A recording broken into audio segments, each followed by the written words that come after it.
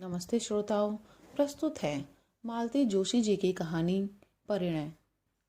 लौटते हुए मेरी आंखों में सीमा का कमनीय सौंदर्य तैरता रहा। घर से चलते हुए निश्चय करके चली थी कि अगर लड़की जीतू के योग्य न हुई तो साफ मना कर दूंगी। भारी भरकम दहेज के लालच में लड़के की जिंदगी बर्बाद न होने दूंगी। पता नहीं क्यों मन में एक बात बैठ गई थी कि इतने बड़े लोग रिश्ता लेकर आए हैं तो लड़की जरूर ऐसी वैसी होगी। पर सीमा को देखा तो देखती रह गई। खिलता चंपई रंग, तीखे नैन नक्श, घनी केश राशि, सुडौल देही यष्टि, मीन में एक निकालने की जरा भी तो गुंजाइश नहीं थी। लगता था जैसे मेरी कल्पना में रची बसी पुत्र वधू ही साक्षात उतर आई है। आनंद की तरंगों पर झूलते हुए मैंने कनखियों से अपने लाडले की ओर देखा। वह दत्तचित्त होकर गाड़ी चला रहा था। उसका मन कहीं रहा हो, पर नजरें इस समय सड़क पर केंद्रित थी। और ठीक भी तो है। एमजी रोड पर शाम के समय गाड़ी चलाना किसी नट के खेल से कम थोड़ी ही है। घर पहुंचते ही मैं उसे कुरेदना चाहती थी, पर उसने मौका ही नहीं दिया। हमें उतारकर सीधा डिस्पेंसरी चला गया। झुंझलाई सी मैं कुछ देर गुमसुम बैठी रही। फिर मैंने उसके पापा को ही जा पकड़ा। कहिए, लड़की पसंद आई? मुझसे क्या पूछती हो? अपने लड़के से पूछो। आप अपनी तो कहिए। भाई, लड़की तो A1 है, उसके बारे में तो दो राय हो ही नहीं सकती। बाकी अब उन्हें रिश्ता जच जाए तब है। अरे वाह, रिश्ता ना जचा होता तो क्या वे 10 बार हमारे दरवाजे पर आते? कोई हम तो लड़की मांगने गए नहीं थे, मैंने तैश में कहा। सो तो ठीक है भाई। और वे चुप हो गए। समझ गई कि रामदास जी के वैभव की चकाचौंध से वे अब तक उबर नहीं पाए हैं। झूठ क्यों बोलूं, विस्मित तो मैं भी हुई थी। जो सोचा था उससे कुछ ज्यादा ही पाया था। और जो था उसका प्रदर्शन करने की भी उन्होंने भरपूर कोशिश की थी। विशाल कोठी, बाहर पंक्तिबद्ध खड़ी 3-3 गाड़ियां, जिनके सामने हमारी मॉरिस एकदम छकड़ा लग रही थी। कीमती सूटों में सजे हुए उनके तीनों लड़के, गहने कपड़ों से लदी तीनों बहुएं, दामी कालीन, महंगा फर्नीचर, वर्दीधारी नौकर, शाही नाश्ता, हर चीज में प्रदर्शन था। हर बात में प्रभावित करने की कोशिश थी। चलने से पहले वे हमें अपना खूबसूरत लॉन और कलात्मक बगीचा दिखाते हुए काफी दूर तक ले गए। और फिर सहज भाव से एक खाली प्लॉट की ओर इशारा करते हुए उन्होंने बताया कि यह उन्होंने लड़की के लिए रख छोड़ा है। लड़कों को उन्होंने शहर के संभ्रांत इलाकों में एक एक बंगला बनवा दिया है, क्योंकि वह जानते हैं कि देर सवेर सबको अलग होना ही है। लेकिन लड़की को वे अपनी आंखों के सामने ही रखना चाहते हैं, इसलिए प्लॉट यहीं ले लिया है। उन्होंने बहुत ही सहज भाव से यह सब बताया था, पर उनका उद्देश्य छिपाना रहा। उनकी संपन्नता पर, ऐश्वर्य पर विस्मय विमुग्ध होते हुए भी मेरे भीतर बैठी अभिमानी माँ मुझसे बार बार जतला रही थी, देख, तेरे बेटे के लिए कितने बड़े घर का रिश्ता आया है। और तब बेटे की योग्यता के सम्मुख सारा वैभव हे लगने लगा था। एक बात सोच लो, जीतू के पापा कह रहे थे, यह शादी हो गई तो जीतू अपने पास नहीं रह पाएगा, वहीं बंगला बनाकर रहना पड़ेगा। कोई जरूरी है? मैंने तुनक कर कहा। क्या उसके घर द्वार नहीं है जो ससुराल में बसने जाएगा? और मेरे ही क्या 10-5 लड़के हैं जो उसे भेज दूंगी? फिर वह प्लॉट पड़ा रहेगा, मैंने लापरवाही से कहा। ना होगा तो एक नर्सिंग होम डाल देंगे। नर्सिंग होम कम है इंदौर में। बच्चों के लिए तो कोई नहीं है, अपना तो बच्चों का ही बना लेंगे, जिसमें उसने स्पेशलाइज किया है। और बातों ही बातों में मैंने एक तिमंजली नर्सिंग होम की रूपरेखा बना डाली। नीचे आउटडोर और ऑपरेशन थिएटर, बीच वाली मंजिल पर जनरल वार्ड्स और सबसे ऊपर स्पेशल कमरे, सामने खुली सी बालकनी। पूरा नक्शा मेरे मन में तैयार था। इंजीनियर होती तो कागज पर उतार कर ही दम लेती। स्थापित नर्सिंग होम के लिए कोई अच्छा सा नाम सोच ही रही थी कि गाड़ी का परिचित हॉर्न सुनाई दिया। अपने लाडले से तो पूछ लो पहले, ये बोले। सब ने बाद में बुनती रहना। अपने बचपने पर झेपती सी मैं खाना लगाने उठ गई। खाने के समय मैं बराबर उसके चेहरे को देखकर टोह लेती रही, पर उसने जरा भी हवा न लगने दी। आखिरकार मुझसे न रहा गया। इनके उठते ही मैंने पूछ लिया, क्यों रे, लड़की कैसी लगी?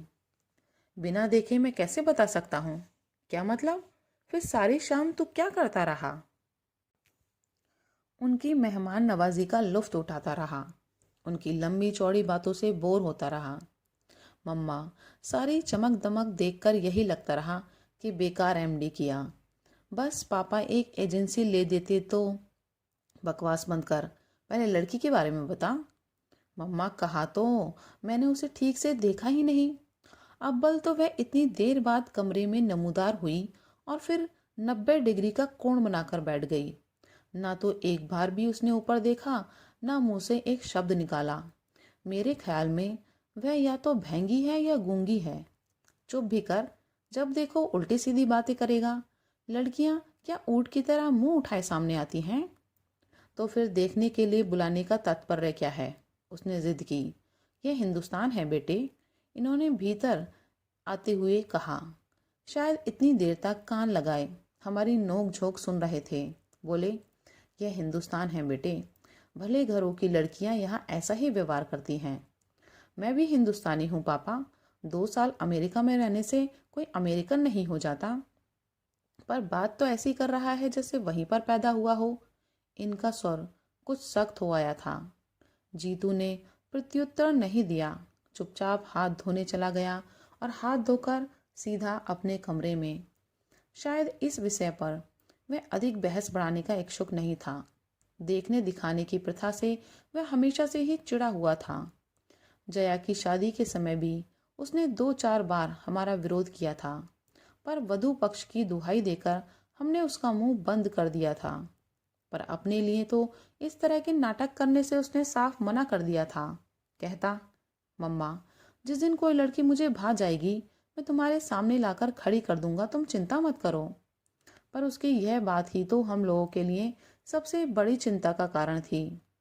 आजकल की लड़कियों का ठिकाना थोड़े ही है। हर क्षेत्र में तो उनकी घुसपैठ है, पता नहीं कौन कब टकरा जाए। डॉक्टर के लिए तो यह खतरा कुछ ज्यादा ही है, जिसमें जीतू जैसा सुदर्शन व्यक्तित्व तो हर कहीं प्रशंसक बटोर लेता है। इसलिए हम लोग बहुत व्यग्र थे। जीतू के डॉक्टर होते ही रिश्ते आने शुरू हो गए थे। पर अमेरिका से लौटने के बाद तो जैसे बाढ़ सी आ गई थी। क्योंकि जीतू डॉक्टर था, इकलौता था, फॉरेन रिटर्न था।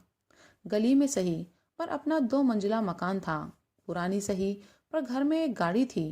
पिता की अच्छी खासी प्रैक्टिस थी। बिरादरी में ऐसे सर्वगुण संपन्न लड़के ही कितने थे। खाता पीता घर और डॉक्टरी पास वर लोगों के मुंह में पानी ना आता तो आश्चर्य था। तभी तो रामदास जी जैसे प्रमुख व्यवसायी ने हमारे दरवाजे पर दस्तक दी थी। बड़ी मुश्किल से जीतू साथ जाने के लिए राजी हुआ था। कह रहा था, पहले तुम देखाओ। पर लड़की वालों का बार बार परेशान करना हमें अच्छा नहीं लगा। जया के वक्त के कुछ कड़वे मीठे अनुभव मन में अभी ताजे ही थे, इसलिए हम सब साथ ही वहां पहुंचे। रामदास जी ने इतनी आवभगत की, उनके परिवार ने इतना प्रेम टपकाया कि बार बार यही डर बना रहा कि लड़की अगर अच्छी ना हुई तो उन लोगों को किस तरह जवाब देंगे। वह बहुत देर बाद बाहर आई। उस समय हम लोग कॉफी पी रहे थे। अपनी दोनों भाभियों के बीच चलती हुई वे कमरे में आई थी और एक अस्पष्ट सी नमस्ते के साथ सिर झुकाकर बैठ गई थी। उसकी विनम्रता पर मैं मुग्ध हो गई थी। अंग्रेजी में एमए लड़की और इतनी सुशील, इतने लोगों के बीच उसका यह सहमा सिमटा रूप एकदम स्वाभाविक लग रहा था। तब यह बात मन में उठी ही नहीं थी कि इस तरह जीतू तो उसे बिल्कुल नहीं देख पाया होगा। वह तो बड़ी शालीन सी मुद्रा में बैठा हुआ था। सोच समझकर आखिर एक उपाय मैंने ढूंढ ही लिया। जया की सालगिरह के बहाने बहन भाइयों को एक दिन चाय पर आमंत्रित कर लिया। जया थी अपनी ससुराल में, इसलिए उपहार आदि लेकर मुझे चिंतित होने की जरूरत नहीं थी। 2 दिन तक मैं घर की सफाई में जुटी रही। फर्श धो पोंछकर चमकाया गया, नई चादर बिछाई गई, सोफे के कुशन्स बदले गए, पर्दे धुलवाए गए और तो और ड्राइंग रूम के दरवाजे तक नए सिरे से पेंट कर डाले। नया सा एक कॉलीन लेकर वहां डाल दिया। फिर भी जैसे मन की तृप्ति नहीं हो रही थी। हर कोण से मैं वहां की सजावट को देखती और हर बार कुछ ना कुछ सुधार कर देती। ये लोग बीच में टोक ना देते तो शायद मेरा यह क्रम मेहमानों के आने तक चलता रहता। दोनों बाप बेटे हाथ बांधकर बैठे हुए थे और मेरी परेशानी का मजा ले रहे थे। जब 2-3 बार वॉल पीसेज और कैलेंडर्स बदल चुकी तो उन्होंने कहा, मेरा ख्याल है एक बार डिस्टेम्पर हो जाता तो ठीक रहता। 5 बजने में अभी तो बहुत टाइम है, क्यों? इतना गुस्सा आया मुझे। एक तो खुद करेंगे नहीं और मेरा फूला हुआ चेहरा देखकर ही जीतू मेरे मूड को भाप गया तो बोला, मम्मा क्यों बेकार ही परेशान हो रही हो? लाख कोशिश करें हम, यह घर कोठी तो बनने से रहा। उसे मत रोक जीतू, अपनी होने वाली बहू को इम्प्रेस करने की योजना है उसकी। And you know, first impression is the last impression. कोठी ना सही, आउट हाउस तो लगेगा ना यह घर। अरे आउट हाउस भी लग जाए तो गनीमत समझो, मैंने तुनक कर कहा। जाने किस दरिद्र जगह में डाल दिया है सारा पैसा, कितना भी करो रौनक ही नहीं आती। गुस्से में ही सही, मैं अपने मन की बात कह गई थी। इतना लंबा चौड़ा मकान बनवा तो लिया, पर गली की वजह से उसकी सारी शान पर पानी सा फिर जाता था। रामदास जी के आउट हाउसेज सचमुच इससे अच्छा शो देते थे। उस दिन प्लॉट दिखाने ले गए थे, तब उन्होंने दिखाई थी छोटे छोटे घरों की वह लंबी कतार। उनकी संस्था के कर्मचारी उनमें रहते थे। खुली जगह में हरियाली के समुद्र के बीच वे छोटे छोटे द्वीपों की तरह लग रहे थे। जी तो ठीक ही कहता है, बेकार मेहनत करने से क्या फायदा? उस वैभव से तो होड़ लेना ही असंभव है। ठीक 5 बजे वे लोग आए। छोटी वाली दोनों भाभियां, छोटा भाई और वह। मुझे अच्छा लगा। बहुत भीड़ होती तो वही उस दिन वाला किस्सा हो जाता। लगा कि लोग समझदार हैं। सीमा उस दिन की तरह गहनों से लदी नहीं थी। मेकअप भी बहुत हल्का था, इसलिए उसका सौंदर्य आज आंखों में चकाचौंध नहीं भर रहा था, बल्कि ठंडक दे रहा था। नींबू कलर की हल्के जरी की काम वाली शिफॉन उसके रंग के साथ एकाकार हो रही थी और देखने वाले की आंखों को बांध लेती थी। मेरी नौकरानी ने तो वही निर्णय सुना दिया, लाडी घड़ी सुंदर छे हो, कदे मारी नजर नहीं लागी जाए। वे सभी लगभग समवयस्क ही थे। उन्होंने ड्राइंग रूम में छोड़कर मैं रसोई में चली आई और देर तक नाश्ता लगाती रही। नाश्ते की तैयारी भी मैंने कल से शुरू कर दी थी और अपना सारा पाक कौशल दांव पर लगा दिया था। उन लोगों ने हर वस्तु के साथ न्याय किया और प्रशंसा के पुल बांध दिए। छोटी बहू ने 1-2 चीजों की विधि भी पूछी। अच्छा लगा। सीमा जरूर धीरे धीरे चुक सा रही थी, पर मैंने ध्यान नहीं दिया। अपनी होने वाली ससुराल में कोई चवर चवर खा सकता है भला? खाने के बाद मैं महिलाओं को घर दिखाने में लग गई। उन दोनों बहुओं ने हर बात की प्रशंसा की, सजावट की, सामान की, कढ़ाई की, बुनाई की। सबसे अंत में मैं उन लोगों को किचन में ले गई जो मेरा अभिमान बिंदु था। सफ़ेद रंग में नहाया हुआ, आधुनिक उपकरणों से सजा हुआ। अलमारी में झिलमिल करते स्टील के बर्तन, चमकते पीतल के, हिंडालियम के डिब्बे, जगमग करती क्रॉकरी। मचान पर एक सी झालर से सची अचार मुरब्बे की बरनियां। जो भी देखता प्रशंसा करता। इन लोगों ने भी की, पर सीमा यहाँ भी चुप चुप बनी रही। इस बार मैं उतनी तटस्थ नहीं रह सकी। मन में कुछ चुभा जरूर। मुंह खोलकर तारीफ न करती, पर प्रशंसा की एक नज़र तो डाल लेती। आखिर कल को ये गृहस्थी उसकी भी हो सकती है। उनके जाते ही मैंने पूछ लिया, क्यों रे, आज तो ठीक से देख लिया ना? हाँ अच्छी है। हाँ बशर्ते बोलना जानती हो। क्या मतलब? मतलब यह है मम्मा कि वह जरूर हकलाती होगी, नहीं तो 2 घंटों में क्या एक बार भी मुंह नहीं खोलती। आश्चर्य में भरकर मैं उसे देखती ही रह गई। देखो, 2-2 बार तो तुम लड़की देख चुके हो, और तो और उसे घर भी बुला चुके हो। अब अगर मना कर दें तो हम लोग क्या शराफत होगी? बरादरी में कहीं मुंह दिखाने लायक भी नहीं रह जाएंगे हम, इन्होंने सख्ती से कहा। और अगर वहीं से इनकार आ जाए तब? उस ओर से निश्चिंत रहो, उनके मन में जरा भी शंका होती तो वे लड़की को यहाँ नहीं भेजते। मैं तो सोचता हूँ कि वे तो अपनी ओर से सब तय मानकर ही चल रहे हैं। कैसे? याद नहीं, उस दिन जब हम लोगों को प्लॉट वगैरह दिखाने ले गए थे, तब रामदास जी के पुराने पार्टनर की लड़की मिल गई थी। तब उन्होंने जीतू का परिचय देते हुए कहा था कि यह तुम्हारे जीजा जी हैं। अरे हाँ, और एकदम सारी बातें याद आ गईं। उस दिन रामदास जी हमें अपना बगीचा दिखाते हुए दूर तक उस प्लॉट के पास ले गए थे जो उन्होंने अपनी बिटिया के लिए रख छोड़ा था। हम लोग मुआयना कर ही रहे थे कि पीछे आउट हाउस की तरफ से एक लड़की साइकिल पर आती दिखाई दी। पास आते ही साइकिल से उतरकर उसने पहले रामदास जी को और फिर हम सबको सलज भाव से प्रणाम किया। लड़की बहुत सुंदर नहीं थी, वेशभूषा भी साधारण ही थी, पर कोठी के चमक धमक भरे वातावरण के बाद उसका रूप ऐसे लगा जैसे बरसात के बाद धूप निकल आई हो। स्कूल जा रही हो बेटे? जी। माँ ठीक है? जी, रात कुछ बुखार हो आया था, अब तो ठीक है। बस अब तो उन्हें ठीक होना ही है। यह तुम्हारे जीजा जी अमेरिका से डॉक्टरी पर कर आए हैं। सो किसके लिए? रामदास जी ने कहा। फिर जीतू की ओर देखकर बोले, बेटा जितेंद्र, ये एक ही साली है तुम्हारी, लेकिन 10 के बराबर, बचकर रहना। उसने कनखियों से जीतू को देखा और शर्माकर मुस्कुरा दी। फिर धीरे से रामदास जी से बोली, ताऊ जी, मैं चलूं अब? हाँ बेटे, 10:30 हो रहे हैं, चलो अब, नहीं तो लेट हो जाओगी। उन्होंने प्यार से पीठ थपथपाकर उसे विदा किया। जाने से पहले उसने एक बार फिर हम सबको नमस्कार किया और साइकिल हाथ में लेकर चल पड़ी। कुछ दूर जाने के बाद ही वह उस पर सवार हुई। उसकी विनम्रता पर मुग्ध हो गई। मैंने पूछ ही लिया, कौन है यह? बड़ी प्यारी लड़की है। मेरे दोस्त की बेटी है। हम दोनों एक ही दफ्तर में काम करते थे। क्लर्की की बंधी बंधाई आमदनी से तंग आकर दोनों ने साथ ही साथ ये बिजनेस शुरू किया था। तब कल्पना भी ना की थी कि इतना अच्छा चल निकलेगा। दुख यही होता है कि जब अच्छे दिन आने के हुए वह चल बसा। अरे, क्या डेथ हो गई? हाँ, एक स्कूटर एक्सीडेंट में। वह और अनु से बड़ा लड़का दोनों जाते रहे। तब से माँ बेटी यही हैं। धंधे में जो शेयर था उसके एवज में भाभी ने यह मकान मांग लिया। उसी में रहती हैं।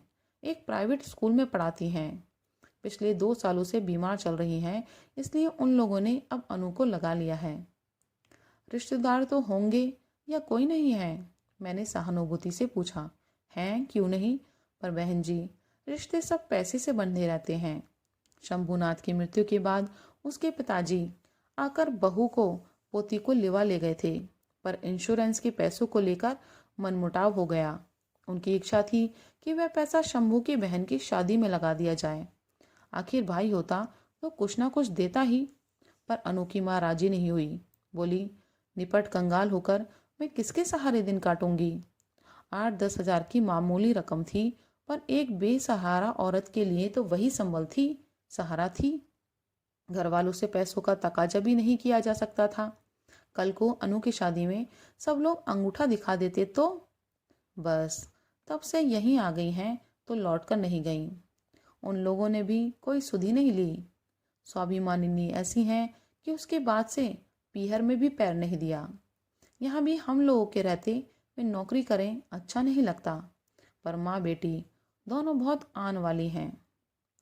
इसके बाद विषय बदल गया था। रामदास जी अपने व्यवसाय के फैलाव का वर्णन करने लगे थे। इसी कारण वे अपने कुशाग्र बुद्धि बच्चों को सरकारी नौकरी में नहीं भेज सके। वैसे तीनों बिजनेस मैनेजमेंट का डिप्लोमा लिए हुए थे। एक तो विदेश भी हो आया था। इस आकर्षक बातचीत के बीच अनु दब गई थी।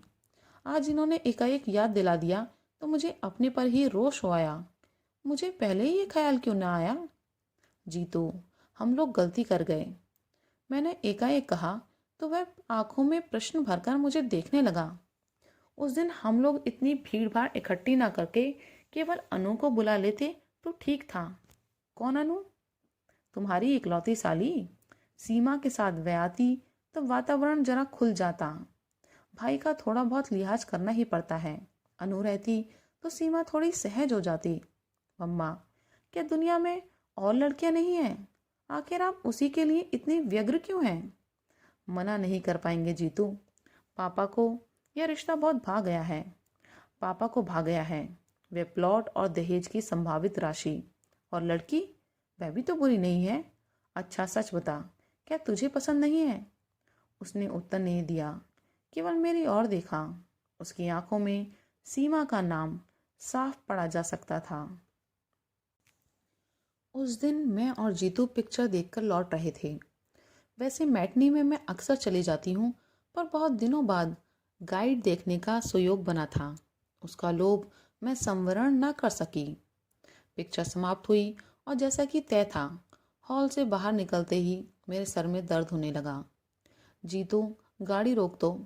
रास्ते में एक मेडिकल स्टोर नज़र आते ही मैंने कहा, क्यों? दवा लेनी है। घर में दो दो डॉक्टर हैं, पर तुम्हें केमिस्ट के यहाँ गए बिना चैन नहीं आता। उसने गाड़ी रोकते हुए कहा, घर में डॉक्टर हैं इसीलिए तो मुसीबत है। कोई अपने मन की दवा ले ही नहीं सकता। इससे रिएक्शन होता है, इससे हार्ट पर प्रेशर बढ़ता है और भी ना जाने क्या क्या। भुनभुनाती हुई मैं उतर पड़ी। वह भी पीछे पीछे चला आया। शायद देखना चाहता था कि मैं कौन सी गोलियां ले रही हूँ। हम लोग स्टोर में घुसे ही थे कि आवाज़ आई, जीजा जी नमस्ते। चौंक कर देखा, बड़े बड़े नीलों फूलों वाला गुलाबी सलवार सूट पहने एक प्यारी सी शौक सी लड़की जीतू से नमस्ते कर रही है। आप? मैंने ठीक से पहचाना नहीं। जीतू ने हकलाते हुए कहा, अरे इतनी जल्दी भूल गए? श्रीमान जी, मैं अनु हूँ। ओह, एकदम जैसे जीतू को सब कुछ याद आ गया। अपनी इकलौती साली को इतनी जल्दी भूल गए? फिर मेडिकल की पढ़ाई आपने कैसे पूरी की होगी? हमने तो सुना था आप बड़े स्कॉलर हैं। मेडिकल कॉलेज में फैंसी ड्रेस थोड़े ही सिखाया जाता है। उस दिन तो आप सफ़ेद सी साड़ी वाड़ी पहनकर बड़ी सोबर सी लग रही थी। उस दिन स्कूल जा रही थी ना, वहाँ तो भाई सोबर बनकर ही जाना पड़ता है। तो पढ़ाती भी हैं? हे भगवान, इस देश का क्या होने वाला है। जीतू भी अब मूड में आ गया था। देश की चिंता मत कीजिए जीजा जी, जो बच्चे आपके इलाज से बच जाएंगे वे ही मेरे स्कूल में आएंगे। मैं काउंटर पर खड़ी खड़ी उस नोक झोंक का मज़ा ले रही थी। जब बिल चुकाकर लौटने लगी तब अनु ने मुझे देखा। नमस्ते आंटी, उसने विनम्रता से सिर झुकाकर कहा और पास आकर खड़ी हो गई। कैसी हो बेटे? माँ कैसी है? मैंने औपचारिकता निभाई। माँ का तो आंटी चलता ही रहता है, उन्हीं की दवाइयाँ लेने तो आई हूँ। उसने कंधे पर लटका बैग खोलकर दिखाते हुए कहा, चलो तुम्हें घर छोड़ दें। मैंने दुकान से बाहर निकलते हुए कहा, ना आंटी, मेरे पास तो अपना लोह रथ है। पर यह बताइए, आप लोग घर कब आ रहे हैं? उस दिन ताऊ जी कह रहे थे कि जीजा जी एक दिन माँ को देखने जरूर आएंगे। मैंने जीतू की ओर देखा। वह कुछ देर तक सोचता रहा, फिर बोला, अनु जी, आपके घर हम आएंगे ज़रूर, पर एक शर्त है। फरमाइए। कुछ देर वह पसोपेश में चुप रहा, फिर बोला, मम्मा तुम चलकर बैठो, मैं अभी 1 मिनट में आया। बच्चे इस तरह लिहाज करते हैं तो कितना अच्छा लगता है। वैसे शर्त क्या मुझसे छिपी हुई थी? सीमा को भी उसके साथ अनु के यहाँ बुलवाने की बात होगी और क्या।